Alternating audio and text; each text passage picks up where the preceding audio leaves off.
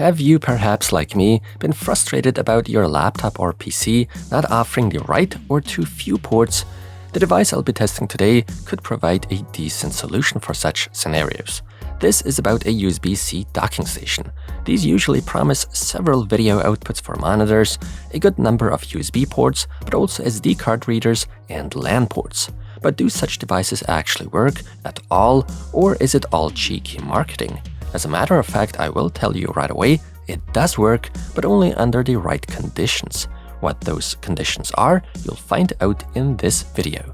Today's spotlight is on the Novoo RM15D product, a 15-in-1 docking station based on USB-C as the manufacturer calls it. On Amazon, this thing currently goes for like $90 US.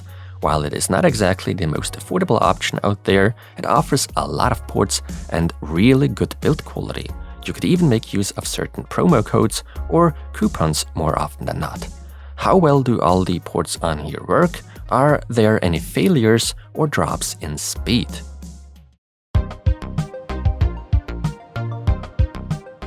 Inside the packaging, we find the docking station, of course, the dock stand that goes with it, a 50cm long nicely sleeved USB-C cable, and paper documentation such as the quick guide.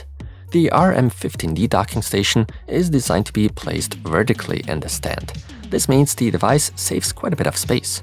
And because the stand is fairly solid and has some weight to it, the docking station isn't going anywhere, remains where it is. The build quality is really good. The RM15D features a robust aluminum case, and even the stand is made of aluminum. It also sports rubber feet on the bottom. Basically, it can be said that a device of this type can not only connect to Windows, Mac or Linux notebooks or PCs, but also specific smartphones or tablets. However, let me be clear, it does not work with all devices out there. More on that in a minute.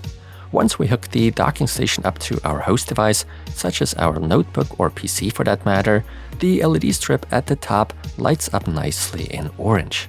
It is important to note that there is a clearly marked USB-C port on here intended exclusively for connecting the dock to the host device. This port is then divided into all kinds of ports as best as possible. One could say it multiplies itself, I guess. One side offers us the following connectivity: one SD card reader and one microSD card reader, two USB 2.0 for keyboard and mouse most likely. Right across are two USB-A 3.2 Gen 1 ports with a 5 gigabit bandwidth. Below those, a USB-A 3.2 Gen 2 with 10 gigabit, followed by a USB-C 3.2 Gen 2 with 10 gigabit, and on the bottom, there's a 3.5mm audio port, a combo jack for headsets, so to speak. Moving on to side 2, one 1 gigabit LAN, one DisplayPort 1.4, two HDMI 2.0, then the USB-C host port, and last but not least, the USB-C PD or power delivery port capable of providing up to 100 watts. A charger would be connected to it, which would then allow us to charge the host device. However, such a charger is not part of the scope of delivery.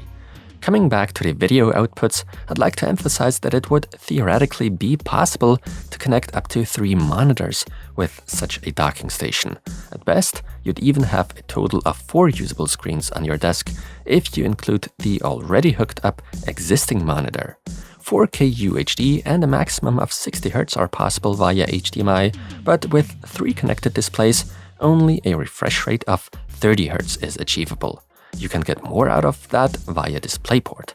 With just one monitor connected, even 8K 30 Hz is possible, or otherwise 4K 144 Hz, or 4K 60 Hz with multiple active monitors, including the HDMI mix. Now here comes the big but. Not that but, don't worry. Just because your laptop, PC or smartphone comes with a USB-C port, it does not automatically mean we can output a video signal. What's required for this to work is a USB-C port that actually supports DisplayPort output, so that a video signal can be output via USB-C. And the same principle usually applies to those fast 5 and 10 gigabit USB ports. You simply cannot expect 10 gigabit USB speeds from the docking station's ports if your notebook's or PC's port can only provide a maximum of 5 gigabits. In such a case, the 10 gigabit ports would then automatically be limited to 5 gigabits per second. It should also be kept in mind that there would be a loss of performance noticeable if you were to connect a ton of devices, especially SSDs and USB flash drives, to the docking station and access those at the same time. The bandwidth available on the host's port is shared with the docking station after all.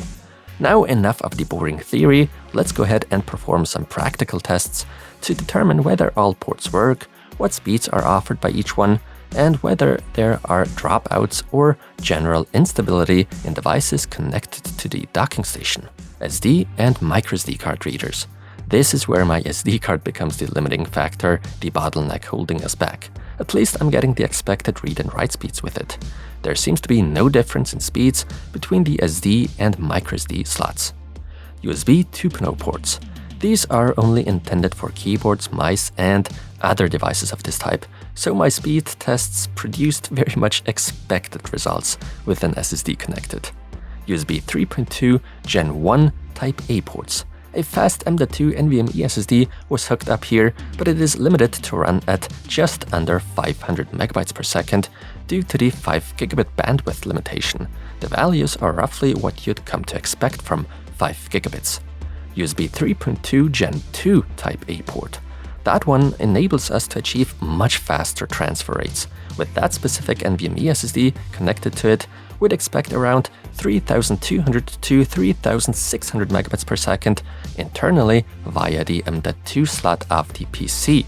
With USB over the 10 gigabit connection, the theoretical maximum is 1,250 megabytes per second. And in reality, around 1,060 megabytes per second can be measured. A satisfactory result. USB 3.2 Gen 2 Type C port. Here too I get comparable read and write values. The bandwidth does remain the same 10 gigabits after all, only the USB type changes here. 3.5mm audio. This is a 2-in-1 combo jack. Either headphones or a microphone, or a headset can be connected to it. The resolution and sampling rate is a maximum of 16-bit and 48 kHz. The audio quality really isn't all that good, to be honest, neither in terms of dynamics or overall quality, nor volume, but at least we do get such a port in case we need one in an emergency. 1 gigabit Ethernet LAN. When I start a data transfer between my NAS and laptop, I get an average transfer speed of just under 100 megabytes per second. The stated 1 gigabit per second would therefore in theory amount to 125 megabytes per second. So there is a small deviation here, but it's not that bad for normal use. Unsurprisingly, an Ethernet controller by Realtek is used. DisplayPort and HDMI video outputs. All three outputs work perfectly. However, since I've only tested with a 4K 60Hz monitor, for now I simply cannot confirm whether 4K 144Hz or 8K 30Hz are actually achievable with it.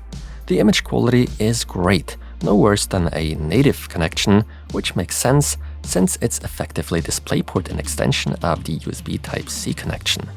USB-C power delivery port.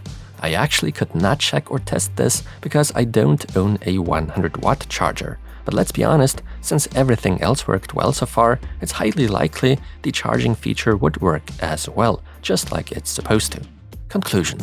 Docking stations of this type, or in today's case, the Novoo RM15D, delivers exactly as promised. As long as our host devices are not the limiting factors, the docking station does an excellent job. No instabilities or speed drops occurred during my testing. No matter whether I connected USB flash drives, SD cards, Ethernet, monitors, or external SSDs, everything was running smoothly. The price of today's Novoo RM15D may seem a bit much to some, but we are certainly offered quality and features, which is why I'd definitely recommend buying it. Although that only applies to people who really need and can actually make use of such a device. Do you actually use any USB hubs or docking stations for that matter, as shown today? If yes, what ports do you need that your laptop or PC doesn't provide you? I hope you enjoyed this slightly different video of mine. Feel free to let me know by either hitting the like or dislike button. With that in mind, thank you so much for watching, and until the next one.